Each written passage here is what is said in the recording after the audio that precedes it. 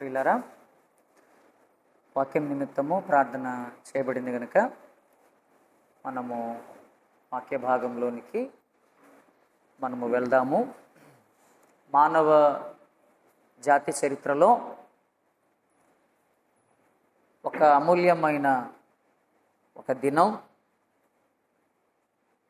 చాలా శ్రేష్టమైన ఒక గడియ. మనుషులు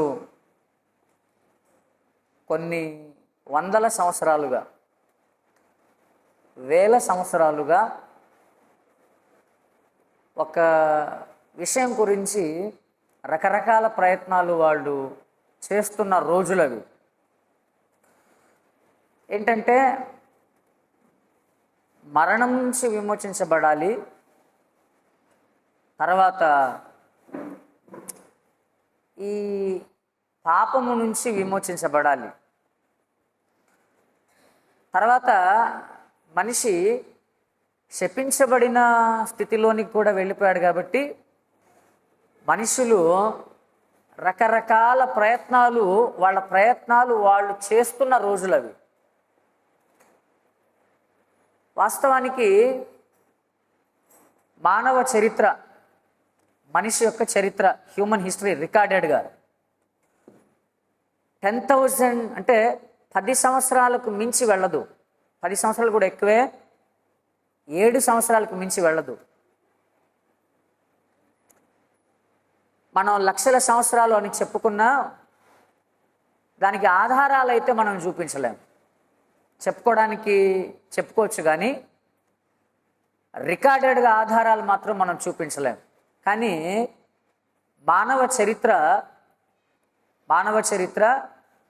7,000 సంవత్సరాలు. 7,000 సంవత్సరాలు. ఈ 7,000 సంవత్సరాల మానవ చరిత్రలో అనేకమైన నాగరికతలు పుట్టాయి. తెలుసు కదా, నాగరికతలు, సివిలైజేషన్స్ అంటాం. మెస్పటోమియా, ఈజిప్టు కదా, ఆ తర్వాత సింధు నది, మైన్స్ నాగరికత, అజటెక్స్, ఇలాగా చాలా నాగరికతలు లోకంలో వచ్చాయి. అయితే దేవుడు మనిషిని చేసిన తర్వాత యేసుక్రీస్తు ప్రభువారిని ఈ లోకానికి పంపించడానికి సుమారుగా 4,000 సంవత్సరాలు ఆయన టైం తీసుకున్నాడు. 4,000 సంవత్సరాలు టైం తీసుకున్నాడు ఆయన. అంటే ఖచ్చితంగాని కాదు కానీ సుమారుగా 4,000 సంవత్సరాలు, 4,500 సంవత్సరాలు సుమారుగా ఆయన టైం తీసుకున్నాడు. ఎందుకు ఆయన అంత టైం తీసుకోవాల్సి వచ్చింది? మనిషి పాపం చేసిన వెంటనే, తప్పు చేసిన వెంటనే, ఏదెన్లో నుంచి బయటికి వెళ్ళగొట్టిన తర్వాత వెంటనే, జలప్రళయం రాకముందే ఆయన యేసుప్రభువారిని పంపించేసి సిలువలో బలి చేసేసి వెంటనే పాపాన్ని తీసేయవచ్చుగా. ఇంతకాలం అసలు ఎందుకు ఆయన వెయిట్ చేశాడు? ఆయన దేనికోసం వెయిట్ చేశాడు ఆయన అనంటే, యేసుక్రీస్తు ప్రభువారిని లోకానికి పంపించడం అనేది అది ఒక ప్లాన్ లేని పద్ధతి, అంటే ఒక ప్రణాళిక లేని కార్యం కాదు అది. లేకపోతే ఇక ఏదో హడావుడిగా చేసేసేది కాదు అది. ఒక ప్రణాళిక, ఒక సంకల్పము, ఆయన చిత్తము, అవన్నీ కూడా అందులో ఇమిడి ఉన్నాయి. మనం ఒక మాట చదువుకుంటాం, గళితీ పత్రిక 4:4లో, కాలము పరిపూర్ణమైనప్పుడు లేదా సంపూర్ణమైనప్పుడు దేవుడు తన కుమారుని లోకమునకు పంపెను అని ఉంటుంది. అంటే దేవుడు క్రీస్తు ప్రభువారిని, యేసుక్రీస్తు ప్రభువారిని ఈ లోకానికి పంపించడం వెనకాల ఒక టైం టేబుల్ ఉంది. ఆయన టైం టేబుల్ ఒకటి ఉంది. ఆయన టైం టేబుల్ ప్రకారంగానే ఆయన పంపించాడు. ఎందుకనంటే దేవుని యొక్క టైం టేబుల్ చాలా చాలా పర్ఫెక్ట్ టైం టేబుల్ అది. ఆయన సమయ ప్రణాళిక, ఆయన కాల ప్రణాళిక, ఆయన సమయ ప్రణాళిక చాలా చాలా సంపూర్ణమైన ప్రణాళిక అది. ఎందుకనంటే ఎందుకు 4000 సంవత్సరాలు ఆయన వెయిట్ చేశాడంటే, ఎందుకు 4000 సంవత్సరాల తర్వాత యేసుక్రీస్తు ప్రభువారిని 2000 సంవత్సరాల క్రితం ఎందుకు పంపించాడంటే, ఆయన యేసుక్రీస్తు ప్రభువారిని పంపించే సమయానికి లోకం ఆత్మీయంగా అంటే ఆధ్యాత్మిక పరంగా ఎవరు చేసే ప్రయత్నాలు వాళ్ళు చేస్తూ ఉన్నారు. అప్పటికే చాలా మతాలు లోకంలో వచ్చేసాయి, చాలా నమ్మకాలు, చాలా విశ్వాసాలు లోకంలో అప్పటికే ఉన్నాయి. అలాగే లోకం భౌగోళిక పరంగా అంటే జాగ్రఫీ పరంగా కూడా ఈ ప్రపంచం అంతా కూడా ఒక కనెక్షన్ ఏర్పడింది అప్పటికే.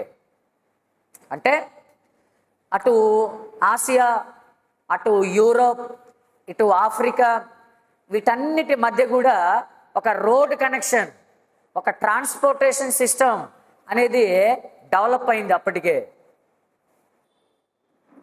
తర్వాత భాషాపరంగా కూడా భాషలు కూడా ఆ సమయంలో డెవలప్లోనికి వస్తున్నాయి. చాలా మటుకి అభివృద్ధి చెందిన దశలో భాషలు కూడా వ్రాయటానికి, మాట్లాడడానికి చాలా సులభతరమైన పరిస్థితుల్లో భాషలు కూడా వచ్చాయి. అందుకోసమే అప్పుడున్న హీబ్రూ కానీ, అప్పుడున్న గ్రీక్ కానీ, అప్పుడున్న లాటిన్ కానీ, ఇవన్నీ కూడా అప్పుడున్న అరామేయిక్ కానీ, ఈ భాషలన్నీ కూడా ఇవి కూడా డెవలప్మెంట్లోకి వచ్చాయి. అంటే దేవుడు చేయబోయే ఈ కార్యం ప్రపంచమంతా కూడా వెదజల్లబడాలంటే ట్రాన్స్పోర్టేషన్ సిస్టమ్ అంటే ఒక ప్రపంచానికి కనెక్షన్ అనేది ఏర్పడాలి. తర్వాత భాష అనేది డెవలప్ అవ్వాలి. ఎందుకనంటే ఆయన మాటలు వ్రాయబడాలి, ఆయన మాటలు తర్జుమా చేయబడాలి, ఆయన మాటలు ప్రపంచవ్యాప్తంగా వెళ్ళాలి. కాబట్టి దేవుడు ఏం చేశాడంటే వెంటనే ఈ పనిని చేయకుండా భూమి మీద జనాభా విస్తరించిన తర్వాత ఆ జనాభా అంతటికీ తన ప్రణాళిక చేరడానికి ఈ పరిస్థితులన్నిటినీ కూడా ఆయన పరిగణలోనికి తీసుకొని 4000 సంవత్సరాలు ఆయన వెయిట్ చేశాడు. చూడండి, దేవుడు నిజంగా ఈ ఈస్టర్లో క్షమించండి, ఈ యొక్క గుడ్ ఫ్రైడేలో, ఈ యొక్క శుభ శుక్రవారంలో, లేదా యేసుక్రీస్తు ప్రభువారి యొక్క శిలువ శిక్ష లేదా ఆయన శిలువ మరణంలో దేవుని యొక్క అమూల్యమైన ప్రేమ ప్రత్యక్షపరచబడింది ఈ లోకానికి.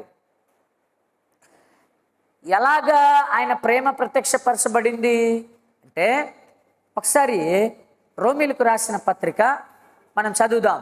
రోమీలకు రాసిన పత్రిక 5వ అధ్యాయం 6 నుంచి 11 వచనాలు మనం చదువుదాం.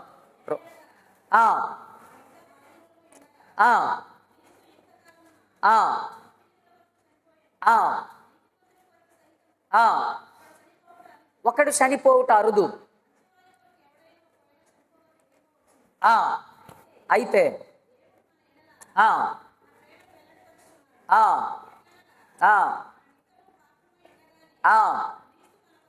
చనిపోయాను,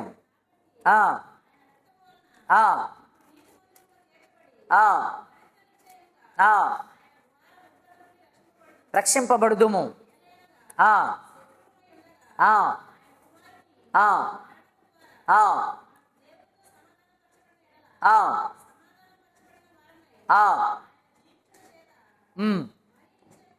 మరీ నిశ్చయముగా రక్షింపబడుదుము.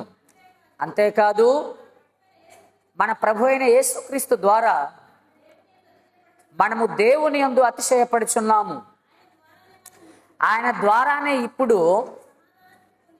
మనము ఇప్పుడు సమాధాన స్థితి పొంది ఉన్నాము.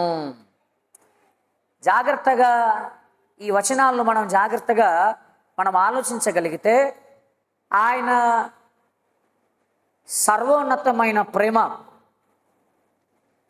ఆయన శాశ్వతమైన ప్రేమ, ఆయన ప్రణాళిక మనకు ఇందులో కనిపిస్తుంది. ఆయన కుమారుని మరణంలో మనకు కనిపిస్తుంది. మనం ఎలాంటి స్థితిలో ఉండగా ఆయన చనిపోయాడంట? ఒకటి, మనము బలహీనులమై ఉండగా. రెండు, మనము పాపులమై ఉండగా. మూడు, మనము శత్రువులమై ఉండగా.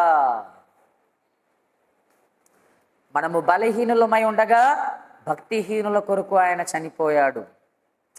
మనము పాపులమై ఉండగా ఆయన చనిపోయాడు. మనము శత్రువులమై ఉండగా ఆయన చనిపోయాడు. ఇక్కడ చూడండి, అసలు మన స్థితి, మనిషి యొక్క స్థితి చూడండి. బలహీనుడు, భక్తి లేనివాడు, పాపి అయిన మనుష్యుడు, దేవునికి శత్రువుగా మారిన మనుష్యుడు. మన స్థితి ఏంటి చెప్పండి? మన స్థితి ఏంటి? బలహీనులము, భక్తిహీనులము, పాపులము, శత్రువులము. అక్కడే ఆ మాటలోనే చెప్పాడు, ఎవడైనా మంచివాని కొరకు ఎవడైనా చావడానికి ఒకవేళ తెగించవచ్చేమో, లేకపోతే నీతిమంతుని కొరకు ఎవడైనా ఒకవేళ చనిపోవడానికి సిద్ధపడవచ్చేమో. అసలు నిజంగా మంచివాడు కొరకు ఎవరైనా చచ్చిపోతారా? ఇప్పుడు మంచి వాళ్ళ కొరకు ఒకవేళ ఎవడైనా తెగించవచ్చు అన్నాడు కదా. నిజంగా మంచివాడు కొరకు ఎవరైనా చచ్చిపోతాడా? చచ్చిపోయేంత ధైర్యం చేస్తారా? మా ఊర్లో ఆయన చాలా పెద్ద మంచోడండి, అసలు మా ఊర్లో ఆయనంత మంచోడే లేడు అని చెప్పేసి ఆ మంచానికి ఏదో రోగం వచ్చింది అనుకోండి. ఇప్పుడు ఆయనకు గుండె కావాలి. సరే, ఆయన చాలా మంచోడండి మా ఊర్లో, ఆయనకు మించిన మంచోడు మా ఊర్లో అసలు లేడు అని చెప్పేసి నీ గుండె ఇవ్వడానికి సిద్ధపడతావా? సిద్ధపడగలమా? కష్టం. కష్టం. నీ కిడ్నీ ఇవ్వడానికి సిద్ధపడతావా? కష్టం.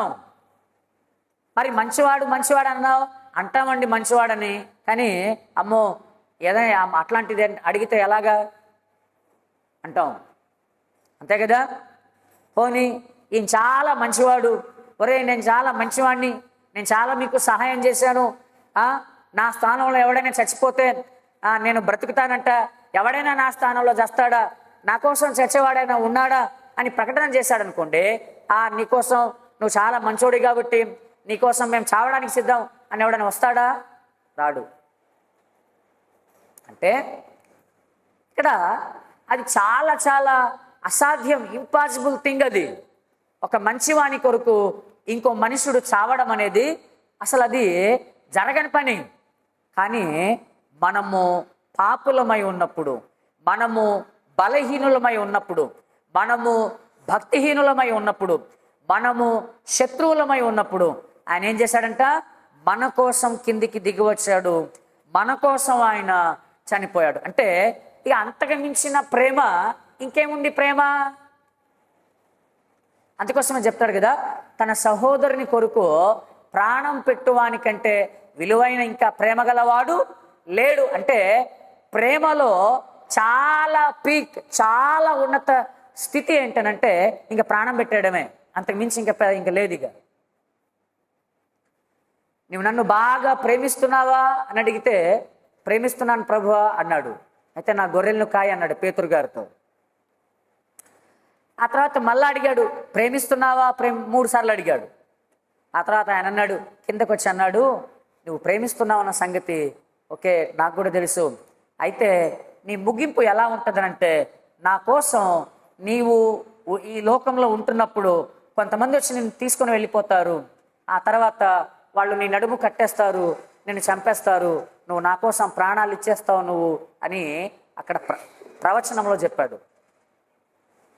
అంటే ప్రేమకు పరాకాష్ట, ప్రేమలో చాలా ఉన్నత స్థితి ఏంటి అనంటే నీకున్నదంతా ఇచ్చేయడం కాదు, అదొక ఎత్తు అయితే నీ ప్రాణాన్ని ఇచ్చేయడం, ఇంకా దానికి మించిన ఇంకా స్థితి లేదుగా. సేమ్ దేవుడు చేసింది అదే. దేవుడు చేసింది అదే. మనము బలహీనులమయ్యాం. ఎలాగ బలహీనులమయ్యాం? బలవంతుడైన దేవుని నుంచి మనం వేరు పరచబడ్డాం. బలవంతుడైన దేవుణ్ణి మనము సమీపించలేకపోయాం. మన పాపముల చేత, మన అపరాధముల చేత మనం దేవుని నుంచి మనం దూరం అయిపోయాం. అప్పుడు మనం బలహీనమైపోయాం. మన శరీరంలో బలహీనమైపోయాం, మన ఆత్మలో బలహీనమైపోయాం, మన యొక్క మానసిక పరిస్థితిలో బలహీనమైపోయాం. మనం చాలా వీక్ అయిపోయాం. ఎంత వీక్ అంటే చిన్న చిన్న దానికి కూడా మనము భరించలేని స్థితిలో మానవ జాతి వెళ్ళిపోయింది. మనం పాపులమయ్యాం. ఎలాగ పాపులమయ్యాం? దేవుని యొక్క శాసనాలను ధిక్కరించాం, దేవుని యొక్క ప్రణాళికను తృణీకరించాం, దేవుని యొక్క ఆయన యొక్క ఆజ్ఞలను మనం మీరాం, పెడచెవిని పెట్టేశాం, ధిక్కరించేశాం. దాన్ని బట్టి మనం పాపులమైపోయాం, మనం శత్రువులమైపోయాం. ఎలాగ శత్రువులమైపోయాం? దేవుని మీద తిరుగుబాటు చేయడం ప్రారంభించాం. దేవుని మీద తల్లి ఎలాగైతే బిడ్డకు రొమ్ము పాలిచ్చి తాగిన తర్వాత, బిడ్డ పెరిగి పెద్దవాడైన తర్వాత అదే బిడ్డ తల్లి యొక్క రొమ్మును గుద్దితే తల్లికి ఎంత బాధ వస్తుందో, సేమ్ అలాంటి స్థితిలోనికే మనం కూడా శత్రువులుగా అయిపోయాం. అందుకోసం యెషయా గ్రంథం 1వ అధ్యాయం అంటాడు కదా, ఆకాశమా ఆలకించు, భూమి చెవియొగ్గుము, నేను పిల్లల్ని పెంచి గొప్పవారినిగా చేస్తే వారు ఏం చేశారు? నా మీద తిరగబడ్డారు అని చెప్పాడు అక్కడ. అంటే ఆ తల్లి పాలు తాగి, రొమ్ము పాలు తాగి రొమ్మును గుద్దడం. అది ఈ రకంగా మనం శత్రువులమైపోయాం దేవునికి. మనము ఆయన శాసనాలను ధిక్కరించి పాపులమైపోయాం. ఆయన నుంచి సపరేట్ అయిపోయి మనము బలహీనులమైపోయాం. అలాంటి స్థితిలో వాస్తవానికి అసలు ఆయన మనల్ని ప్రేమించాలని ఏమైనా ఉందా? చెప్పండి. ఆయన మనల్ని ప్రేమించాలని ఏమైనా ఉందా? ఏమైనా రూలా? అది ఏమైనా రూలా? లేకపోతే అయ్యో వీళ్ళంతా చచ్చిపోతున్నారు కాబట్టి ఎలాగా అని చెప్పేసి ఏదైనా ఆజ్ఞ ఆయనకేమైనా వీళ్ళ కోసం నువ్వు చావాలని ఏమీ లేదు. కానీ ఆయన స్వచ్ఛందమైన ప్రేమ, ఆయన కనికరముతో కూడిన ప్రేమ, ఆయన శాశ్వతమైన ప్రేమ, దాంతో ఆయన మనల్ని చూశాడు, మనల్ని జ్ఞాపకం చేసుకున్నాడు అనుకుంటా. మనల్ని జ్ఞాపకం చేసుకున్నాడంటే ఆయన ఏమనంటే వీళ్ళు మట్టివారు, వీళ్ళు మన్ను అని మనల్ని జ్ఞాపకం చేసుకున్నాడు. ఆయన మనల్ని జ్ఞాపకం చేసుకొని ఆయన ఏం చేశాడంటే ఎలాంటి అవమానకరమైన మరణమైన భరించడానికి ఆయన క్రిందకు దిగి వచ్చాడు. ఆయన మంచివాళ్ళ కోసమే మనం చావనప్పుడు, మంచివారి కోసమే మనం ప్రాణం ఇవ్వడానికి మనం సిద్ధపడినప్పుడు, మంచివారి కోసమే మన అవయవాల్లో ఒకటైనా మనం ఇవ్వడానికి ఇష్టపడినప్పుడు, మనము చెడ్డవారమై, మనము భక్తిహీనులమై ఉండగా ఆయన ఏం చేశాడంటే మన కోసం ఆయన క్రిందికి దిగి వచ్చాడు ఆయన. చూడండి, అందుకోసమే క్రీస్తు పూర్వం 750 సంవత్సరాల క్రితం ప్రవక్త అయిన యెషయా గారు ఆయన శిలువ మరణాన్ని ఆయన ప్రవచిస్తూ ఒక మాట చదువుదాం. చూడండి, ఆ ప్రవచనంలో కొన్ని భాగాలు మనము ఆ జ్ఞాపకంలోనికి మనం తెచ్చుకుందాము. యెషయా గ్రంథము 53వ అధ్యాయం, ద సఫరింగ్ సర్వెంట్, బాధ నొందుచున్న సేవకుడు. చూడండి, 53లో ఆయనను గురించిన వర్ణన 1 నుంచి 8 వచనాలు ఒకసారి మీరు రాసుకోండి, నేను చదువుతాను. అందులో మనకు అవసరమైన విషయాలు మాత్రమే మనం తీసుకుందాం. మేము తెలియజేసిన సమాచారము ఎవడు నమ్మెను? యెహోవా బాహువు ఎవరికి బయలుపరచబడెను? లేత మొక్కవలెను, ఎండిన భూమిలో మొలిచిన మొక్కవలెను అతడు ఆయన ఎదుట పెరిగెను. ఇక్కడ యేసుక్రీస్తు ప్రభువారి గురించి వ్రాయబడిన మాట ఏంటనంటే లేత మొక్క, రెండవది ఎండిన భూమిలో మొలిచిన మొక్క. లేత మొక్క టెండర్ ప్లాంట్, తర్వాత ఎండిన భూమిలో మొలిచిన మొక్క డ్రైడ్ కండిషన్లో, ఎడారి లాంటి ప్రదేశాల్లో, వర్షాలే లేని ఆ భూమిలో ఒక మొక్క ఎలాగైతే మొలుస్తుందో, అలాగే ఒక లేత మొక్క ఎలాగైతే పెరుగుతుందో అలాగ పెరిగాడంట. లేత మొక్క ఏంటి లేత మొక్క? ఏం జరుగుతుంది లేత మొక్కని? మనం విరిస్తే వెంటనే విరిగిపోతుంది. లేత మొక్క బలంగా ఉంటుందా? ఉండదు. లేత మొక్క చాలా సున్నితంగా ఉంటుంది, చాలా సున్నితంగా. లేత మొక్కను ఎవరైనా పీకేయచ్చు. లేత మొక్కను పీకడానికి పెద్దవాళ్ళు, బలం గల వాళ్ళే అవసరమా? అవసరం లేదు.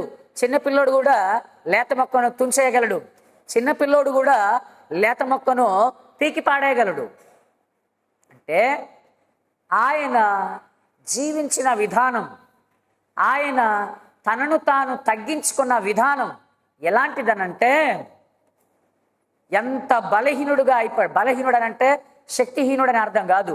ఎంత బలహీనుడు అంటే తనను తాను ఎంత తగ్గించుకున్నాడంటే, వాళ్ళు ఏ శిక్ష వేస్తున్నా, ఎలాంటి అబద్ధ సాక్ష్యాల మీద సాక్ష్యాలు చెబుతూ ఉన్నా, ఎంత కొడుతూ ఉన్నా ఆయన ఏమైనా రెస్పాండ్ అయ్యాడా? ఆయన ఏమైనా ఎదిరించాడా? ఏమి ఎదిరించలే. మౌనంగా అలా భరిస్తూ ఆయన ఉండిపోయాడు ఆయన, అంతే. వాళ్ళనేమి ఎదిరించలే, వాళ్ళనేమి ఆయన ఎదిరించలేదు. తర్వాత ఎండిన నేల, ఎండిన భూమిలో పెరిగిన మొక్క అంటే అర్థమైందంటే, అక్కడ ఎండిన నేల అనేది ఇశ్రాయేలీల యొక్క, ఆనాటి జనాంగం యొక్క వాళ్ళ ఆత్మీయ స్థితికి తార్కాణం అది. అంటే చాలా దేవునికి దూరం అయిపోయారు, అనేకమైన ఆచారాలు, అనేకమైన పరిస్థితుల్లో ఉండిపోయారు. ఆ తర్వాత ఆ దేవునితో సంబంధం అనేది పూర్తిగా వాళ్ళ ఆత్మీయ జీవితంలో చాలా ఎండిపోయిన స్థితిలో, చాలా శుష్కించిన స్థితిలో, అంటే స్పిరిచువల్గా కంప్లీట్లీ డ్రైడ్ అనమాట. అలాంటి స్థితిలో ఆ జనుల మధ్య ఒక మొక్క వలె పెరిగాడు ఆయన. అంటే దేవుని ప్రత్యక్షపరచడంలోనూ, దేవుని గురించిన సంగతులు బోధించడంలోనూ, తర్వాత ఆయన ప్రణాళిక, ఆయన చిత్తాన్ని నెరవేర్చడంలోనూ వాళ్ళ మధ్య ఆయన ఒక మొక్క వలె ఆయన పెరిగాడు. ఆ తర్వాత మనం చూస్తే ఇక కింద చాలా వచనాలు ఉంటాయి. ఆయనకి స్వరూపము లేదు, సొగసు లేదు, తృణీకరించబడిన వాడుగా, వ్యసనాక్రాంతుడుగా, విసర్జించబడిన వాడుగా, తర్వాత మనుషులు చూడనొల్లని వాడుగా, తృణీకరించబడిన వాడుగా మనం అతను ఎన్నిక చేసి తిని, నిశ్చయముగా అతడు మన రోగములు భరించెను, మన వ్యసనములు వహించెను, అయినను మొత్తబడిన వానిగాను, దేవుని వలన బాధింపబడిన వానిగాను, శ్రమ నొందిన వానిగాను మన మతిని నియంచితిమి. మన అతిక్రమ క్రియలను బట్టి అతడు గాయపరచబడెను, మన దోషములను బట్టి నలుగొట్టబడెను, మన సమాధానార్థమైన శిక్ష అతని మీద పడెను, అతడు పొందిన దెబ్బల చేత మనకు స్వస్థత కలుగుచున్నది. మనమందరము గొర్రెల వలె త్రోవ తప్పిపోతిమి, మనలో ప్రతివాడును తనకిష్టమైన త్రోవను తొలిగెను, యెహోవా మనందరి దోషము అతని మీద మోపెను, అతడు దౌర్జన్యము నొందెను. 8వ వచనంలో అన్యాయపు తీర్పు పొందిన వాడై కొనిపోబడ్డాడు. ఆ తర్వాత బాధింపబడిన అతడు నోరు తెరవలే, వదకు తేబడు గొర్రెపిల్ల బొచ్చు కత్తిరించు వాని ఎదుట గొర్రెయు మౌనముగా ఉండినట్లు అతడు నోరు తెరవలేదు అని ఉంది. ఇక్కడ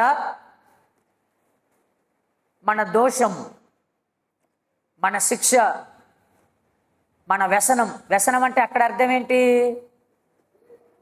వ్యసనము అంటే అర్థం ఏంటి? త్రాగడమా? ఇక్కడ వ్యసనం అంటే త్రాగడం అని కాదు, మన దుఃఖాలు, మన వేదనలు అని అర్థం. మన దుఃఖాలు, our sorrows, our grief, our agony, మన వేదన, మన దుఃఖాలు, మన మన మన మన భయంకరమైన శ్రమ, అవన్నీ కూడా ఆయన మీద దేవుడు మోపాడు. అంటే ఈయన ఎలా ఉన్నాడు ఇప్పుడు? మనకు ఆయన సబ్స్టిట్యూట్ అన్నమాట. ఆయన మనకు సబ్స్టిట్యూట్గా, అంటే ఎలాగా అని అంటే, ఉదాహరణకు ఫుట్బాల్ మ్యాచ్ కానీ క్రికెట్ మ్యాచ్ కానీ చూసారనుకోండి, అప్పుడు ఎక్స్ట్రా ప్లేయర్ ఉంటాడు. వాస్తవానికి 11 మంది కాకుండా ఒక 4-5 కూర్చుంటారు బయట రిజర్వ్గా బెంచ్లో. వీళ్ళలో ఎవరికైనా సరే దెబ్బ తలిగిందనుకోండి, దెబ్బ తలిగి గ్రౌండ్లో నిలబడలేని స్థితిలో ఉన్నాడు అనుకోండి, అప్పుడు వెంటనే ఏం చేస్తారు? అతన్ని బయటకు తీసుకుని వెళ్ళి అతని స్థానంలో వేరే వాడిని తీసుకొని వచ్చేస్తారు. ఇక అతను చేయాల్సిన ఆ ఫీల్డింగ్ అంతా ఆయనే చేస్తాడు.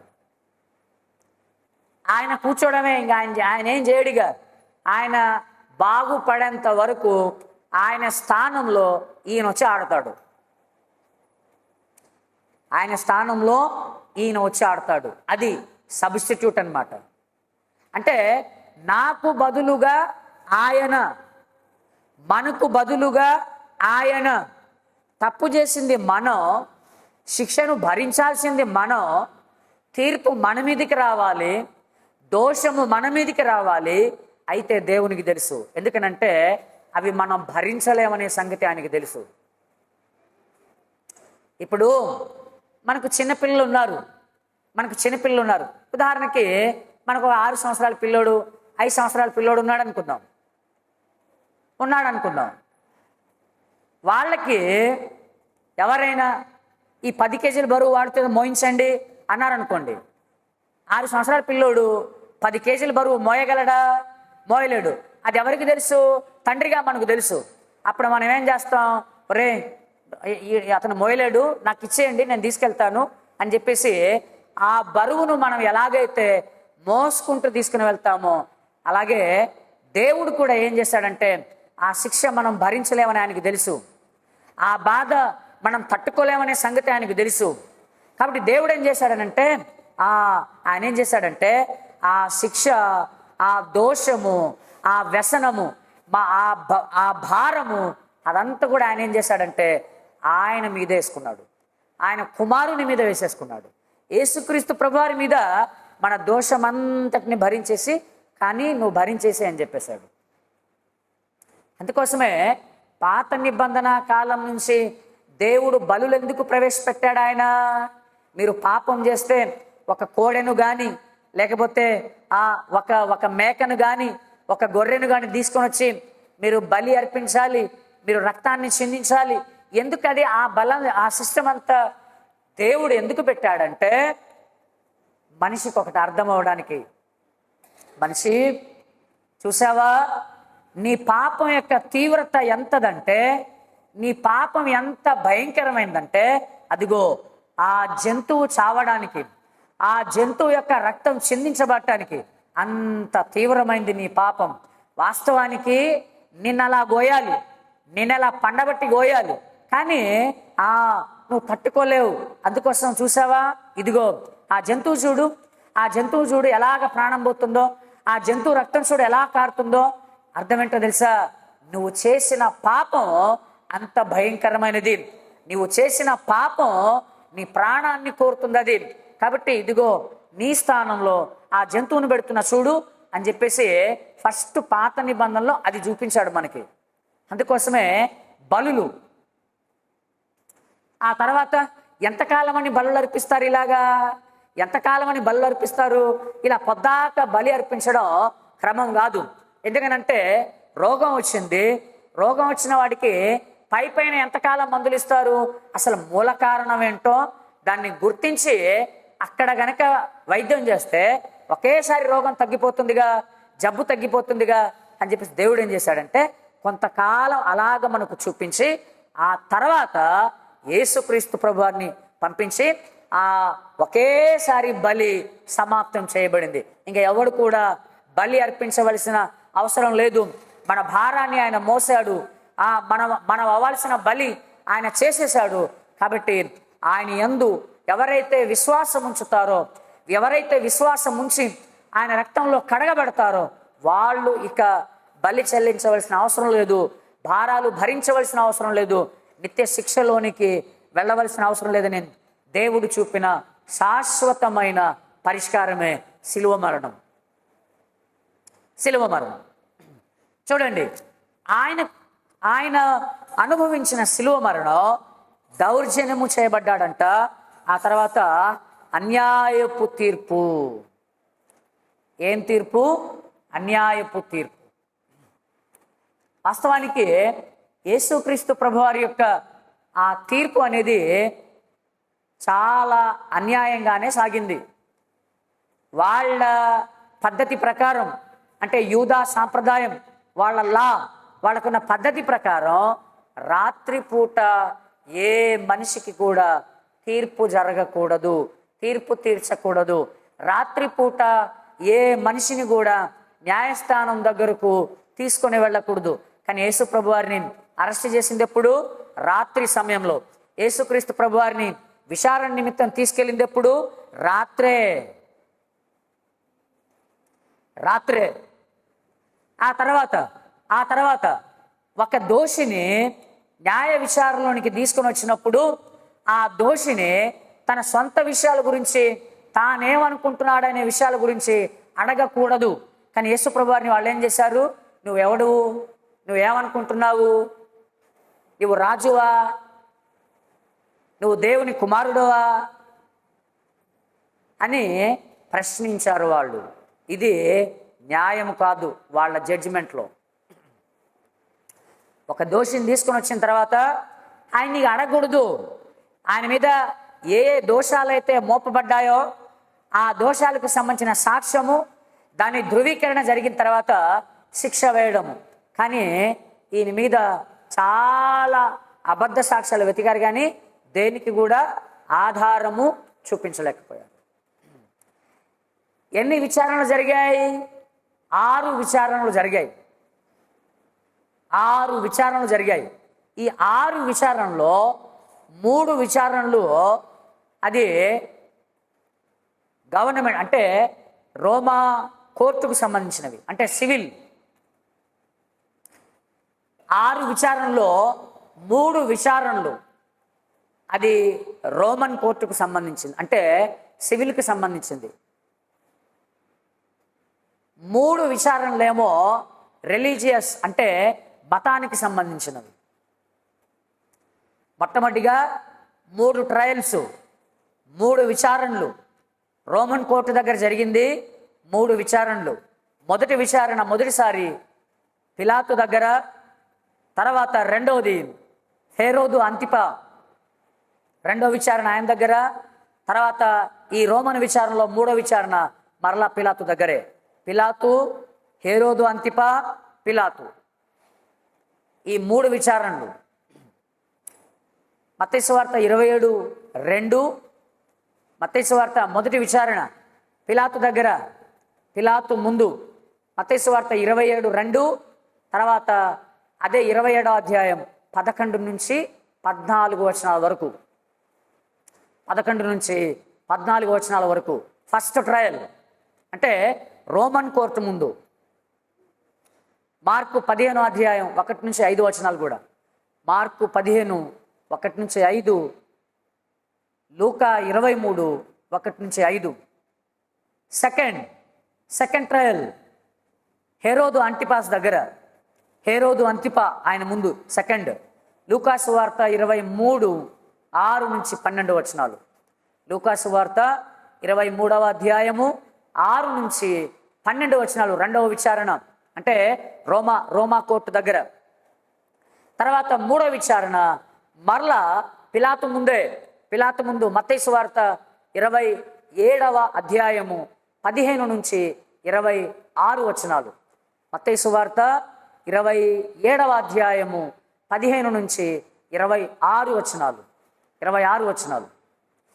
ఇవి 3 విచారణలు, అంటే రోమా కోర్టులో, రోమన్ గవర్నమెంట్ కింద. ఆ తర్వాత 3 విచారణలేమో మతపరమైన పైనేమో పౌర సంబంధమైనవి, కిందేమో మతపరమైన 3 విచారణలు, అంటే రిలీజియస్ ట్రయల్స్. మతపరమైన 3 విచారణలు. మొదటి విచారణ అన్నా ఎదుట అన్నా ఎదుట యోహాను సువార్త 18వ అధ్యాయం 12 నుంచి 14 వచనాలు. మొదటి విచారణ అన్న అంటే ప్రధాన యాజకుడు. యోహాను సువార్త 18వ అధ్యాయము 12 నుంచి 14 వచనాలు. మొదటి విచారణ ఆయన దగ్గర జరిగింది. రెండవ విచారణ కయాపా దగ్గర మత్తయి సువార్త 26వ అధ్యాయము 57 నుంచి 68 వచనాలు. మత్తయి సువార్త 26వ అధ్యాయము 57 నుంచి 68 వచనాలు. ఆ తర్వాత లూకా సువార్త 22:54. లూకా సువార్త 22:54. తర్వాత మూడో విచారణ, మతపరమైన మూడో విచారణ సన్హెడ్రిన్ సభ ముందు. అంటే సన్హెడ్రిన్ సభ అంటే ఇశ్రాయేలీల్లో, యూదుల్లో వాళ్ళకు సుప్రీంకోర్టు లాంటిది అది. ఈ మూడో విచారణ, మతపరమైన మూడో విచారణ సన్హెడ్రిన్ సభ ముందు. మత్తయి సువార్త 27వ అధ్యాయం 1 నుంచి 2 వచనాలు. మత్తయి సువార్త 27వ అధ్యాయము 1 నుంచి 2 వచనాలు. లూకా సువార్త 22వ అధ్యాయము 63 నుంచి 71 వచనాలు. లూకా సువార్త 22వ అధ్యాయము 63వ వచనం నుంచి 71 వచనాలు. ఇది సన్హెడ్రిన్ సభ ముందు. మొత్తం 6 విచారణలు. ఈ 6 విచారణలో కూడా ఎక్కడా కూడా ఇతను దోషి అని తీర్పు నొందలే. ఇతను దోషి అనే సాక్ష్యాన్ని చూపించలేకపోయారు. పిలాతు అన్నాడు ఇతను నీతిమంతుడని. పిలాతు యొక్క భార్య కల్లో వచ్చింది ఆయనకి. పొద్దున్నే లేచింది, పిలాతు దగ్గరికి వెళ్ళింది, ఆ నీతిమంతుని జోలికి పోవద్దు, ఆయన గురించి నేను పొద్దున్న కలగన్నాను, నేను చాలా బాధపడ్డాను, ఆయన నీతిమంతుడు, ఆయన ఏం చేయొద్దు అని పిలాతు భార్య పిలాతు నుంచి చెప్పింది. ఆ తర్వాత మరల ఇతను నిర్దోషి, ఇతని యందు ఏమీ కనిపించట్లేదు అని చూడండి. పిలాతు సాక్ష్యం ఉంది, పిలాతు భార్య యొక్క సాక్ష్యం. వాళ్ళ అన్యులే, వాళ్ళు కూడా వాళ్ళ సాక్ష్యాన్ని కూడా మనం చూసాం. అంటే ఈ 6 విచారణలో ఆయన ఏ విచారణలో కూడా ఆయన దోషి అని ఎవరు కూడా సాక్ష్యాన్ని చూపించలేకపోయారు. అంటే ఇప్పుడు ఈ మరణం, ఈ శిలువ శిక్ష ఇలాంటిదనమాట. అన్యాయపు తీర్పు, దౌర్జన్యము నొందాడు ఆయన. అసలు యేసుక్రీస్తు ప్రభువారు ఆయన శిలువ శిక్ష మీదకి వచ్చేంత వరకు అసలు శిలువ గురించి ప్రపంచానికి తెలియదు. శిలువకు అసలు విలువ లేదు. శిలువకు విలువ ఎలా వచ్చిందనంటే యేసుక్రీస్తు ప్రభువారు ఆ శిలువపై మరణించాడు కాబట్టే శిలువకు విలువ ఇచ్చింది. గాడిదకి విలువ ఇప్పుడు వచ్చింది. ఆయన దాని మీద కూర్చొని యెరూషలేముకి వెళ్ళాడు కాబట్టి ఆ గాడిదని ఏం చేశారు, కింద అంతా గుడ్డలు పరిచారు కదా, కొమ్మలన్నీ కూడా వేశారు. అంటే గాడిదకు కూడా విలువ ఎప్పుడు, యేసుక్రీస్తు ప్రభువారు ఉంటేనే. అలాగే మనిషికి కూడా విలువ ఎప్పుడు అనంటే నీవు క్రీస్తును అంగీకరించినప్పుడు మాత్రమే, నీవు రక్షించబడినప్పుడు మాత్రమే నీకు విలువ. తప్ప నీవు రక్షించబడకపోతే, క్రీస్తు మన హృదయంలో యేసు ప్రభువారిని కనుక మనం కలిగి ఉండకపోతే మనకు విలువ లేదు, మనిషికి విలువ లేదు. ఈ శిలువ శిక్ష అనేది ఫస్ట్ రోమీలే కాదు, దీన్ని వేసింది మొట్టమొదటిగా అష్షూరీలు. శిలువ శిక్షను మొట్టమొదటిగా కనుక్కున్నది అష్షూరీలు. అష్షూరీల తర్వాత బబులోనీయులు దగ్గరికి వచ్చింది అది.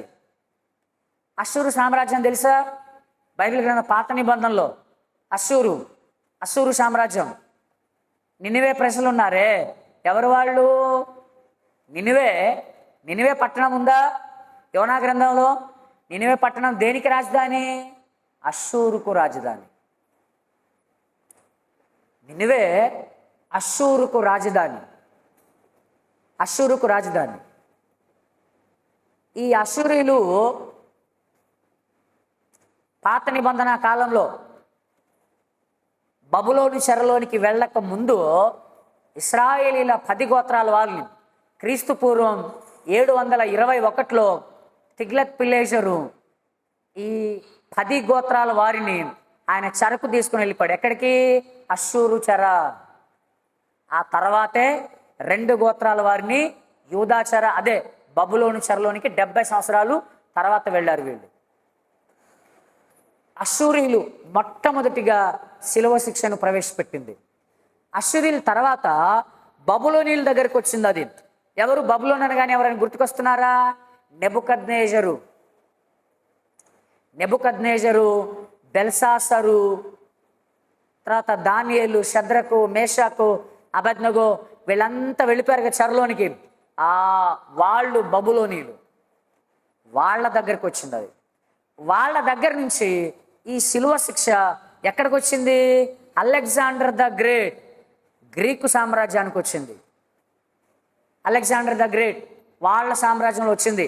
ఆయన కొంతకాలం దాన్ని ఈ శిలువ శిక్షను అమలు చేశాడు.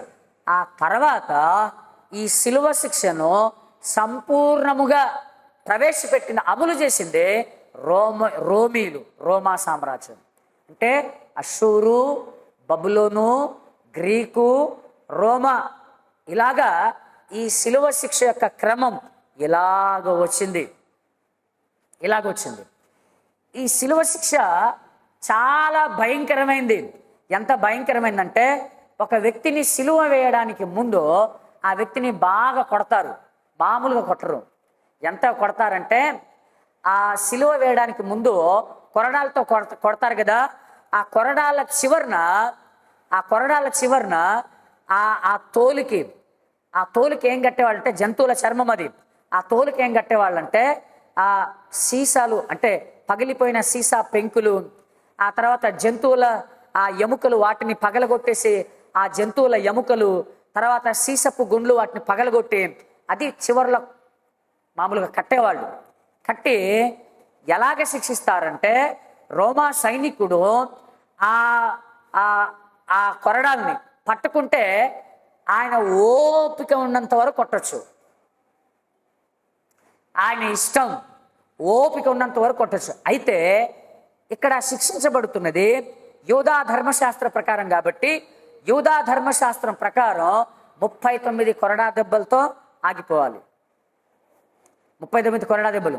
ఇప్పుడు చూడండి, ఎవరు కొట్టినా సరే 39 కొరడా దెబ్బలు. ఇప్పుడు నేను పట్టుకున్నాను అనుకోండి, నేను 39, మీరు పట్టుకున్నారనుకోండి, మీరు 39. అలాగా ఇప్పుడు అది ఆ కొరడా దెబ్బ ఒక్కసారి వీపు మీద పడితే ఆ జంతువుల ఆ ఎముకలు, ఆ సీసపు గుండ్లు, ఆ పగిలిపోయిన గాజు పెంకులు, ఆ సీసాలు అవన్నీ కూడా లోపలికి వెళ్ళిపోయి మరలా ఇలా లాగినప్పుడు చర్మం అంతా బయట ఇలా వచ్చింది. అంటే ఎందుకోసమే ఆయన వీపు ఎలా అయిపోయిందంట, దున్నబడిన చాళ్ళవలే అంటాడు ప్రవచనంలో. దున్నబడిన చాళ్ళవలే అయిపోయింది వీపు. అంటే లోపల ఉన్న మాంసం, లోపల ఉన్న కండరాలు, లోపల ఉన్న నరాలు అవన్నీ కూడా చీల్చుకుంటూ బయటకు వచ్చేస్తాయి. అలా కొట్టిన తర్వాత అప్పుడు సిలువను మీద వేసి నడిపించేవాళ్ళు. ఆ సిలువ బరువు ఎంత? 130 కేజీల బరువు ఉంటుంది. అంటే ఒకవైపు బ్లీడింగ్ అంతా అవుతూ ఉంటుంది, రక్తం అంతా కిందకి వెళ్ళిపోతూ ఉంటుంది, స్పృహ తప్పిపోయే పరిస్థితిలో ఉంటాడు. ఆ టైంలో 100 కేజీల కంటే బరువు ఉన్న ఆ సిలువను మీద వేసి నడిపిస్తారు. అంటే సిలువ శిక్ష చాలా ఘోరమైన సిలువ శిక్ష. ఉరి తీయడం అంటే ఏముంది, ఒకేసారి ఊరి బిగిసుకుపోతుంది, చచ్చిపోతాడు. పెద్ద విషయమేం కాదు. విషం ఇస్తే ఏమైపోతుంది, ఆ మెల్లగా కోమాలో వెళ్తుంటాడు, ఫేటింగ్ వచ్చేస్తూ ఉంటుంది, ఆ మెల్లగా కళ్ళు మూతలు పడుతుంటే చచ్చిపోతాడు. కానీ ఈ శిక్ష అలాంటిది కాదు. ఎందుకనంటే యేసుక్రీస్తు ప్రభువారు ఉన్న ఆ కాలంలోనే రోమీలు కూడా చాలా మందికి, ఆయన కంటే ముందే చాలా మందికి శిలువ శిక్షలు వేశారు. యేసు ప్రభువారే ఫస్ట్ కాదు శిలువ శిక్షలో. యేసుక్రీస్తు ప్రభువారి కంటే ముందే చాలా మందికి శిలువ శిక్ష వేశారు. కానీ యేసుక్రీస్తు ప్రభువారి యొక్క శిలువ శిక్ష చాలా ప్రత్యేకమైనది, వారికంటే చాలా ప్రత్యేకమైనది. అందుకోసమే ఆయన గెత్సెమనే తోటలోనికి వెళ్ళి, దేవా నీ చిత్తమైతే ఈ గిన్నెను నా యొద్ద నుంచి తొలగించమని ఎందుకు అక్కడ ఆయన చింతాక్రాంతుడయ్యాడు, ఎందుకు ఆందోళన పడ్డాడు అని అంటే ఈ శ్రమలన్నీ ఆయన అనుభవించబోతున్నాడని ఆయనకు ముందుగానే తెలుసు. ఆయన కూడా మనలాంటి మానవ శరీరంలోనే శరీరాన్ని ధరించుకుని ఉన్నాడు కాబట్టి ఆ బాధ ఎలా ఉంటుందో, శరీరం బలహీనమైనదనే సంగతి ఆయనకు తెలుసు కాబట్టి అక్కడ తన ప్రాణం గురించి ఆయన చింతాక్రాంతుడయ్యాడు. అక్కడ ఆయన ప్రార్థన చేస్తున్నప్పుడు ఎలాగా ఆయన రక్త చెమట ఎలా పడిందంట, రక్తపు బిందువుల వలె పడింది. చెమట రక్తపు బిందువుల వలె పడుతుందా? పడే అవకాశం ఉందా? అంటే ఆయన దేవుడు కాబట్టి అంటే ఆయనది పడింది, మరి మందలా పడదు అని అంటారా? చెమట రక్తపు బిందువుల వలె పడుతుంది. దాన్ని వైద్యశాస్త్ర పరిభాషలో అంటే మెడికల్ టర్మినాలజీలో ఒక పదం ఉంటుంది, దానికి హిమాటోహైడ్రోసిస్ అంటారు. మీరు ఇంటికి వెళ్ళిన తర్వాత నెట్లో ఒకసారి చదవండి, హిమాటోహైడ్రోసిస్ అంటారు ఆ కండిషన్. హిమాటోహైడ్రోసిస్ అంటే అర్థం ఏంటంటే ఒక వ్యక్తి తీవ్రమైన ఆందోళనకు గురైనప్పుడు, తీవ్రమైన వేదనకు గురైనప్పుడు శరీరంలో ఒకేసారి బ్లడ్ ప్రెషర్, రక్తపోటు అనేది బాగా పెరిగిపోయి ఆ ఆందోళన పెరిగిపోయి చర్మం కింద ఉండే ఆ సూక్ష్మమైన రక్తనాళాలు అవి బరస్ట్ అయిపోతాయి, అవి పగిలిపోతాయి. అవి పగిలిపోయి అవి ఎప్పుడైతే బరస్ట్ అయిపోతాయో అక్కడ ఉన్న రక్తం ఆ చెమటతో కలిసి బయటకు వస్తుంది. ఇది చాలా రేర్ కండిషన్. ఇది చాలా రేర్ కండిషన్. అంటే గెత్సెమనే తోటలో ఆ రాత్రి ఎంత భయక్రాంతుడయ్యాడో, ఎంత ఆందోళన అనుభవించాడో, ఎంత చింతాక్రాంతుడయ్యాడో. అంటే చూసారా ఎంత భయంకరమైన శ్రమ, ఎంత భయంకరమైన. ఆయన శారీరకంగానే కాదు మానసికంగా కూడా చాలా తీవ్రమైన వేదన అనుభవించాడు. ఆయన చాలా తీవ్రమైన వేదన. అంటే ఇంత త్యాగం ఈరోజు మనుషులకి ఎలా అనిపిస్తుందంటే చాలా సరదాగా, లేకపోతే మనకు కూడా కొన్నిసార్లు ఎలా అనిపించిద్దంటే ఏదైనా తప్పు చేసినా కూడా చాలా టేక్ ఇట్ ఈజీగా, చాలా ఈజీగా ప్రభువా నన్ను క్షమించు, నేను పాపం చేశాను అని చాలా సింపుల్గా లేసేస్తాం మనం. కానీ ఆయన మన కోసం వేదన, అవన్నీ మనం జాగ్రత్తగా మనం మనసులో తెచ్చుకుంటే నిజంగా మనం అసలు ఎంత పశ్చాత్తాపడినా ఆయన పొందిన ఆ వేదన మన కోసం నిజంగా మనమేమి కూడా చేయలేం. ఆ తర్వాత ఆయన చనిపోయింది, రక్తమంతా కూడా చివరి రక్తపు బొట్టు కూడా వెళ్ళిపోయింది కదా. అప్పుడు ఏమైంది? రక్తం తక్కువైపోతే మనిషికి ఏమైంది? బీపీ అంతా కూడా డౌన్ అయిపోతుంది. అవునా? బీపీ అంతా డౌన్ అయిపోతుంది. ఆ తర్వాత ఏమైంది? శ్వాస తీసుకోవడంలో కూడా కష్టమైపోయింది. ఎందుకనంటే ఆ రక్తం లేదు, రక్తంలో ఆక్సిజన్ శాతం మొత్తం పడిపోయింది కాబట్టి ఊపిరితిత్తులకు ఇక ఆక్సిజన్ అందదు. కాబట్టి ఆయాసం వస్తూ ఉంటుంది, మాట్లాడలేరు. ఆయన ఎంత దాహం పడ్డాడంటే నేను దాహం వేస్తున్నాను అని ఆయన బిగ్గరగా ఆయన చెప్తాడు, నాకు దాహం అవుతుంది అని, ప్రవచనం నెరవేరడానికి. ఆ తర్వాత ఒక ఆయన ఏం చేశాడు, ఆయన చచ్చిపోవడం లేదు అని పరీక్షించడానికి పక్కన బల్లెపు పోటు పొడిచాడు. బల్లెపోటు పొడిచాడు. చాలామంది యేసుక్రీస్తు ప్రభువారు సిలువలో చనిపోలేదు అనడానికి వాళ్ళు చూపించేది ఏంటనంటే ఒక వ్యక్తి చచ్చిపోయిన తర్వాత ఆ వ్యక్తి నిజంగా చచ్చిపోయాడు అనుకుంటే పక్కన పోటు పొడిస్తే మరి రక్తం నీళ్ళు ఎలా వచ్చాయి? మరి చచ్చిపోతే రక్తం రాకూడదుగా మనిషి శరీరంలో నుంచి. కాబట్టి యేసు శిలువ మీద చనిపోలేదు, యేసు శిలువ మీద నుంచి తప్పించుకొని వచ్చాడు అని రకరకాల అబద్ధాలు, పుకార్లు, ఆ తర్వాత రకరకాల పుస్తకాలు, రకరకాల సినిమాలు తీయడం ప్రారంభించారు. అన్ని అబద్ధాలే. గుర్తుపెట్టుకోండి, అక్కడ రక్తము నీళ్లు ఎందుకు కారాయంటే మన ఊపిరితిత్తుల చుట్టూ ఒక పొర ఉంటుంది, ప్లూరా అంటారు దాన్ని. ఆ ప్లూరలో ఒక రకమైన లిక్విడ్ ఉంటుంది. ఒక రకమైన ద్రవం ఉంటుంది. ఎప్పుడైనా సరే మన ఊపిరితిత్తుల ఆ పొరలోనికి ద్రవాలు చేరిపోయాయనుకోండి, దాన్ని ప్లూరల్ ఎఫ్యూజన్ అంటారు. అలాగే మన గుండె ఉంది కదా, మన గుండె చుట్టూ కూడా ఒక ఒక ఒక పొరలాగా ఉంటుంది. దాన్ని పెరికార్డియం అంటారు. ఈ పెరికార్డియం, ఈ పొరలో బాగా ద్రవాలు చేరిపోయాయనుకోండి, దాన్ని పెరికార్డియల్ ఎఫ్యూజన్ అంటారు. ఇప్పుడు ఈయన పక్క నుంచి బల్లెపొడి పొడిచాడు కదా, ఆ బల్లెం ఆయన ఆ ఊపిరితిత్తులను చీల్చుకుంటూ ఆయన గుండెలోనికి దూసుకొని వెళ్ళిపోయింది. అప్పుడు ఏమైంది? ఈ ఊపిరితిత్తులు ఉన్న పైన పొర, ఆ గుండె మీద ఉన్న పైన పొర, అవన్నీ కూడా చీల్చివేయబడి అందులో ఉన్న ద్రవం, అందులో ఉన్న రక్తం, అందులో ఉన్న వాటర్ అది కలిసి బయటకు వచ్చిందనమాట. బయటకు వచ్చింది.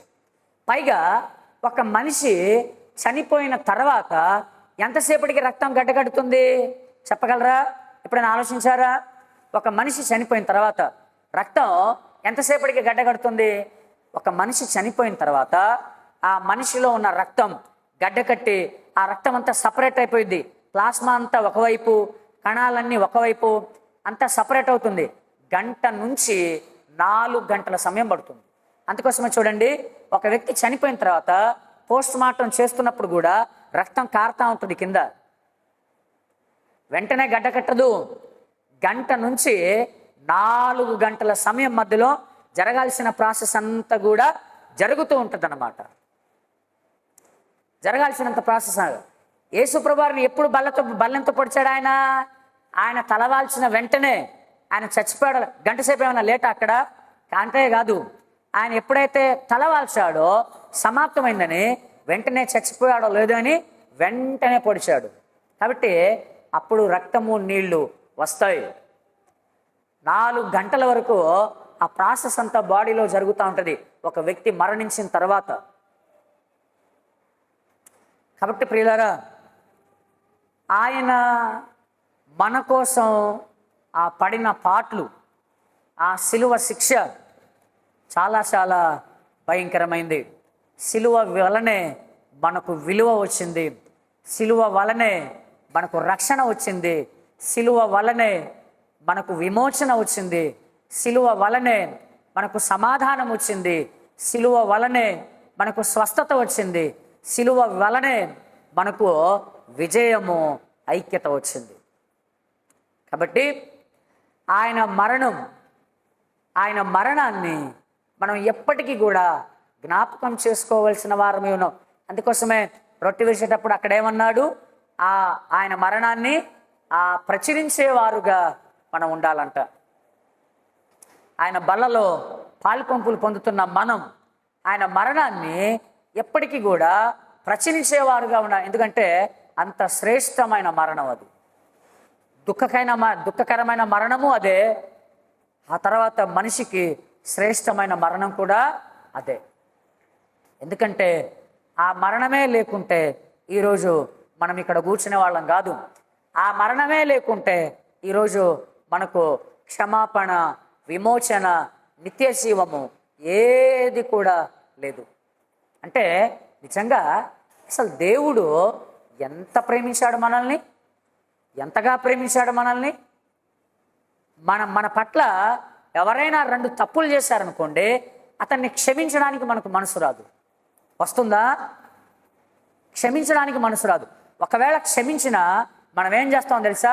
ఆ మనిషి ఎప్పుడు కనిపించినా కూడా వాడు ఏం చేశాడో తెలుసా? ఇదిగో మాకు ఇలాగ అన్యాయం చేశాడు, మాకు ఇలాగ నాశనం చేశాడు, మాకు నష్టం చేశాడు, మాకు నష్టాన్ని కలిగించాడు. పైన బాగున్నారా, మంచిగానే ఉన్నారా అని నవ్వుతూ మాట్లాడినా మనం ఆ వ్యక్తి కనబడినప్పుడల్లా ఆయన మనకు చేసిన ఆ దోషాన్ని మనం జ్ఞాపకం చేసుకుంటూ ఉంటాం. కానీ దేవుడు నిజంగా ఎంత గొప్ప ప్రేమామయుడంటే ఆయన మన పాపాలనంట సముద్రాగాధంలో పడేశాడంట. మన పాపాలనంట తూర్పుకు పడమరకు ఎంత దూరం ఉందో అంత దూరంలో ఉంచేశాడంట. మన పాపాలనంట ఆయన తన వీపు వెనకాల వేసుకున్నాడంట. వీపు వెనకాల మనకు కనిపిస్తుందా? కనిపించదు. సముద్ర అగాధంలో పడేశాము. సముద్రంలో పడిపోయిన వస్తువు మనకు కనబడుతుందా? కనిపించదు. తూర్పుకు పడమరకు ఎంత దూరం ఉందో మనకేమైనా కనబడుతుందా? కనిపించట్లేదు. అంటే దేవుని యొక్క క్షమాపణ పరిపూర్ణమైన క్షమాపణ. కానీ మనిషి, అందుకోసమే మీరు ఒకరిని ఒకరు ఏం చేయాలన్నాడు? క్షమించండి. ఎందుకంటే క్షమించలేనివాడు పరలోక రాజ్యానికి వాడు వారసుడు కాడు. ఏ వ్యక్తి మీదైనా సరే మనకు ఆ వ్యక్తిని మనం క్షమించలేకపోతున్నావా? గుర్తుపెట్టుకోండి, మనం ఎంత ప్రార్థనా పరులమైనా, మనం ఎంత వాక్యాన్ని చదివేవారైనా మనం పరలోకానికి వెళ్ళం. ఎందుకంటే అసలు ఆ మాటకు వస్తే అసలు దేవుడు మనల్ని క్షమించకూడదు. అసలు దేవుడు మనల్ని క్షమించవచ్చా? క్షమించడానికి మనకి ఏమైనా అర్హత ఉందా? అసలు ఏమీ లేదు. అంటే దేవుడే మన రుణములన్నిటిని క్షమించినప్పుడు, ఒక మనిషి మన ఎడల ఒక చిన్న తప్పు చేస్తే దాన్ని ఎందుకు క్షమించలేకపోతున్నాం? ఒకవేళ అలా మనం క్షమించలేకపోతే గుర్తుపెట్టుకుందాం, మనం పరలోకానికి మనం వారసులం కాం, మనం వెళ్ళం. ఆజ్ఞ అది. కాబట్టి ప్రియులారా, ఆయన శిలువ మరణము, ఆ మరణము ఎంత భయంకరమైనదో, ఎలాంటి భారాన్ని ఆయన మోసాడో, మనం చనిపోవలసిన స్థానంలో ఆయనను పెట్టి దేవుడు ఎలాగా తన కుమారుణ్ణి తన కోసం బలి చేసుకున్నాడో. మొన్న గ్రూప్లో ఒక వీడియో పెట్టారు, చూసారా? అది రైలు వస్తూ ఉంది, తన పిల్లోడినేమో ఆ పట్టాల మీద ఉన్నాడు. ఆ ఒక రకమైన బ్రిడ్జ్, అది కాంటిలివర్ బ్రిడ్జ్ అంటారు. ఇది ఓడ వచ్చినప్పుడు ఏం చేసిద్ది? అది విడిపోయిద్ది. ఆ షిప్ వెళ్ళిపోయిన తర్వాత మరలా అది కనెక్ట్ అయిపోయింది. అలాగా పాపం ఆ పిల్లోడు అక్కడ ఒక డ్యూటీ చేస్తున్నాడు ఒక ఆయన. తన పిల్లోడు అక్కడ ఆడుకుంటూ పాపం అవతల వైపుకి వెళ్ళిపోయాడేమో. ట్రైన్ వస్తూ ఉంది, తన నాన్నగారిని పిలుస్తున్నాడు ఆయన, డాడీ ట్రైన్ వస్తుంది. ఇక్కడ చూస్తేనేమో బ్రిడ్జి అది వేయబడలేదు. ఇప్పుడు ఏం చేయాలి? ఇప్పుడు ఈ బ్రిడ్జ్ వేయాలి ఆయన, లేకపోతే చాలామంది చచ్చిపోతారు. కానీ ఆ బ్రిడ్జి వేసే క్రమంలో ఆ పిల్లవాడు బ్రిడ్జిలో ఇరుక్కున్నాడు. ఇప్పుడు ఏం చేయాలి? ఇప్పుడు పిల్లవాడిని రక్షించాలనుకుంటే అక్కడ ప్యాసింజర్లు 100 మంది, వాళ్ళు చచ్చిపోతారు. పోనీ వాళ్ళను కాపాడుదాము అనంటే ఇప్పుడు ఏం చేయాలి? ఇప్పుడు పిల్లవాడు నలిగిపోతాడు, బ్రిడ్జి మధ్యలో మొత్తం పచ్చడైపోతాడు. ఇప్పుడు ఏం చేయాలా తండ్రి? ఒక్క పిల్లవాడిని చూసుకోవాలా? లేకపోతే బ్రిడ్జిలో ఆ ట్రైన్లో ఉన్న 1000 మందిని 100 మందిని చూసుకోవాలా? వాళ్ళు ప్రశాంతంగా ఆ ట్రైన్లో హాయిగా సిగరెట్ తాక్కుంటూ వస్తున్నారు, తినుకుంటూ వస్తున్నారు, తాక్కుంటూ వస్తున్నారు, ఆ ముచ్చట్లు వేసుకుంటూ వస్తున్నారు. ఇప్పుడు ఏం చేయాలి? ఆ తండ్రి తన కుమారుని మరణాన్ని ఇంకా తప్పదనుకొని బ్రిడ్జిని ఆయన కనెక్ట్ చేశాడు. కుమారుడు ఆ కనెక్షన్ల మధ్య ఆయన నలిగిపోయాడు, ఆయన పిండి చేయబడ్డాడు. ట్రైన్ వచ్చింది, వెళ్ళిపోయింది. అంటే ఆ ప్రజలందరినీ రక్షించడానికి తన కుమారుని ఇక తప్పదిగా. అంటే చూసారా, దేవుడు చేసింది కూడా అదే ఎగ్జాక్ట్గా. ఇప్పుడు మనలందరినీ రక్షించకపోతే మనం నాశనంలోనికి వెళ్ళిపోతాం. పోనీ ఇప్పుడు మనం నాశనంలోనికి వెళ్ళకుండా ఉండాలంటే తన కుమారుని ఈ దేహంలో శిక్షించాలి. ఇప్పుడు ఏం చేయాలనంటే కుమారుణ్ణి శిక్షించాలి. ఎందుకు? మనల్ని అందరినీ రక్షించుకోవడానికి. దేవుడు చేసింది కూడా ఎగ్జాక్ట్గా ఇదే చేశాడు ఆయన.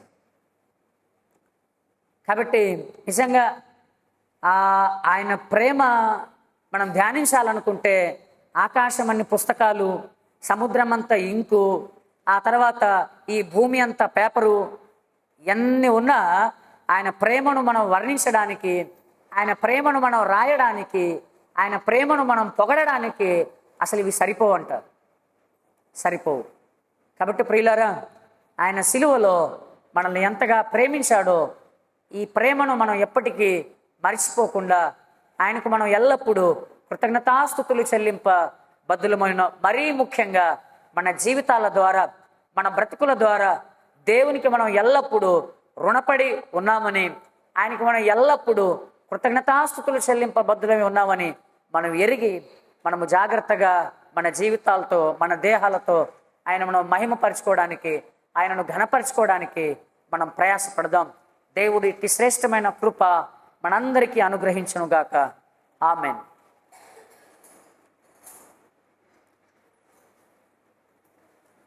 ప్రార్థన చేసుకుందాం.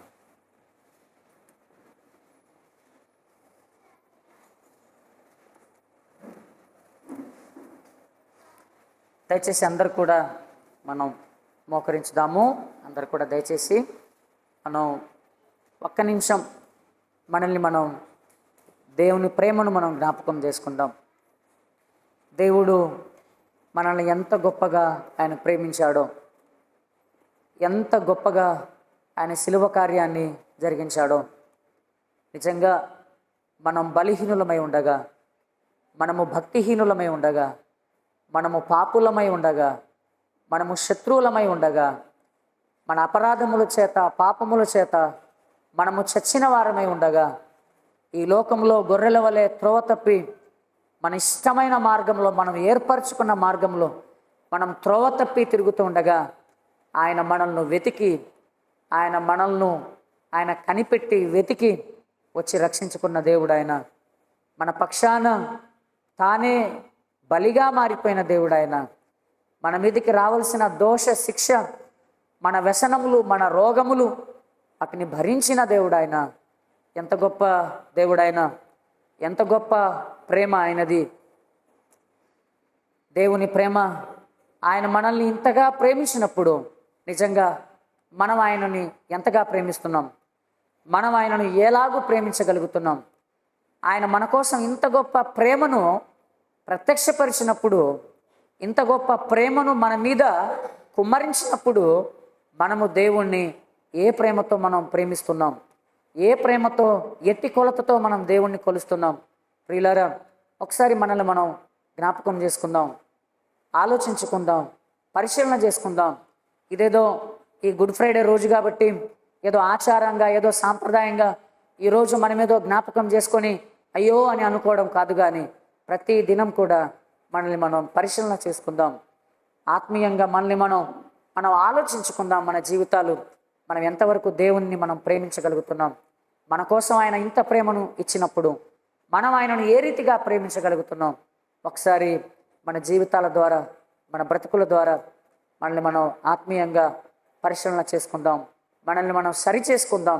ఒకవేళ ఏ విషయాలు ఇంకా మనం తప్పిపోతున్నామేమో, ఇంకా ఏ విషయాలు మనం ఇంకా సరిగా లేవేమో, ఆయన్ని ప్రేమించే విషయంలో మనం తప్పిపోతున్నామేమో, ఒకసారి మనల్ని మనం జాగ్రత్తగా పరిశీలన చేసుకుందాం. మరలా తప్పిపోకుండా ఆయన సహాయాన్ని మనం వేడుకుందాం. ఆయన కృప కొరకు మనం కనిపెడదాం. ఆయన కృపను చూపించమని మనం వేడుకుందాం. ప్రేమ కలిగిన తండ్రి, పరిశుద్ధుడైన మా దేవ, శాశ్వతమైన ప్రేమతో మమ్మల్ని ప్రేమిస్తూ ఉన్న మా గొప్ప ప్రియ పరలోకపు తండ్రి, మీ ఉన్నతమైన, మీ శ్రేష్టమైన, మీ పరిశుద్ధమైన నామమును బట్టి వందనాలు, స్తోత్రాలు.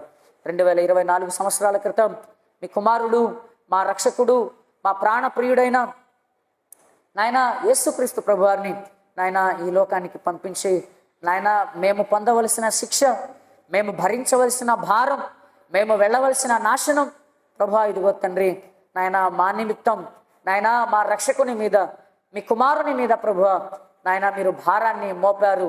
నాయన మా రోగాలను భరించే విధంగా, మా శాపములను భరించే విధంగా ప్రభువా మీ కుమారుని మీరు సిద్ధపాటు చేసుకున్నందుకు వందనాలు, స్తోత్రాలు సమర్పించుకుంటున్నాం. నాయన నిజంగా మేమేమి మంచివాళ్ళం కాదు నాయన, మేము దుర్మార్గులమే నాయన, మేము చెడ్డవారమే, మేము భక్తిహీనులమే నాయన. ఇదిగో తండ్రి, ఎలాంటి యోగ్యత, అర్హత మాకు ఏ మాత్రం కూడా లేదు. అయినా మమ్మల్ని ప్రేమించి నాయన ఇదిగో తండ్రి మా భారములను ఆయన మీద మోపి నాయన మీ కుమారుని యొక్క నీతి, మీ కుమారుని యొక్క పరిశుద్ధత నాయన మీరు మాకు అనుగ్రహించినందుకు వందనాలు. మీ కుమారుని రక్తము ద్వారా మమ్మల్ని నీతిమంతులుగా, మమ్మల్ని పరిశుద్ధులుగా, మమ్మల్ని విమోచింపబడిన జనాంగముగా మీరు తీర్చినందుకు వందనాలు, స్తోత్రాలు సమర్పించుకుంటున్నాం. నా తండ్రి, మీరెంతైనా నమ్మదగిన దేవుడవు. నా ప్రభువా మీకు వందనాలు, స్తోత్రాలు. మా జీవితాలు కూడా మీ కుమారుని పోలిక సారూప్యంలోనికి, మీ చిత్తాన్ని ఈ లోకంలో సంపూర్ణముగా నెరవేర్చడానికి తగిన కృపను మీరు మాకు దయచేయమని మిమ్మల్ని వేడుకుంటున్నాం. మా బలహీనతలను సరిచేయండి, మమ్మల్ని సరిచేయమని మిమ్మల్ని వేడుకుంటున్నాం. నాయన మీకు వందనాలు, స్తోత్రాలు. మీ వాక్యం ద్వారా తండ్రి మీరు మాకు కొన్ని సంగతులు మీరు గుర్తు చేసినందుకు వందనాలు, స్తోత్రాలు. కొన్ని సంగతులు మీరు మాతో పంచుకున్నందుకు వందనాలు, స్తోత్రాలు ప్రభువా. నాయన స్తోత్రం. నా తండ్రి దేవా, ఇదిగో తండ్రి నాయన చేరి వచ్చిన మీ బిడ్డలందరిని బట్టి పేరు పేరున వందనాలు, స్తుతులు, స్తోత్రాలు సమర్పించుకుంటున్నాం. మా ప్రభువా, ఇదిగో తండ్రి నాయన మా ప్రియుల కుటుంబాలు కూడా మీ సన్నిధానంలో వర్ధిల్లే భాగ్యము దయచేయమని నా తండ్రి మిమ్మల్ని వేడుకుంటున్నాం. నాయన ప్రతి బిడ్డను కూడా జ్ఞాపకం చేసుకోండి. నాయన గడిచిన వారం నా తండ్రి మీ బిడ్డలని ప్రభువా నాయన మీరు మారు మనసునిచ్చి నాయన మీ బిడ్డలను మీరు రక్షించుకున్నందుకు వందనాలు, స్తోత్రాలు. ఇంకెవరికైతే మారు మనసు లేదో వారికి కూడా మారు మనసు, రక్షణ భాగ్యము దయచేయండి. ఎవరైతే మారు మనసు పొంది నాయన ప్రభురాత్రి భోజన కార్యక్రమంలో పాల్గొని సంఘ సహవాసంలో వెళ్తున్నారో మా ఆత్మీయ జీవితంలో మేము పరిపూర్ణతలోనికి ఎదుగులాగున మీ సహాయమును పంపించమని మిమ్మల్ని వేడుకుంటున్నాం. నాయన ఇదిగో తండ్రి మీ బిడ్డలు మరలా తిరిగి వారి వారి గృహాలకు వెళ్తుండగా వారి ప్రయాణంలో కూడా తోడుగుండండి, సురక్షితంగా క్షేమముగా నడిపించమని మిమ్మల్ని వేడుకుంటున్నాం. రేపటి దినం సాయంకాలం నా తండ్రి నాయన చివరి శనివారం జరగబోతున్న కూడికను కూడా మీ హస్తాలకు అప్పగించుకుంటున్నాం. మీ ఆత్మచేత నింపి మీ ఆత్మచేత నడిపించమని మిమ్మల్ని వేడుకుంటున్నాం. ఆదివారం ఆరాధనలో కూడా మీరు మాకు తోడుగా ఉండండి, సహాయం చేయమని మిమ్మల్ని వేడుకుంటున్నాం. బలహీనతలో ఉన్న మీ బిడ్డలందరినీ కూడా నాయన మీరే ముట్టండి, స్వస్థపరచండి, సమాధానం దయచేయమని మిమ్మల్ని వేడుకుంటున్నాం. నాయన నా తండ్రి నాయన ప్రభువా ఇదిగో తండ్రి మీకు వందనాలు, స్తోత్రాలు.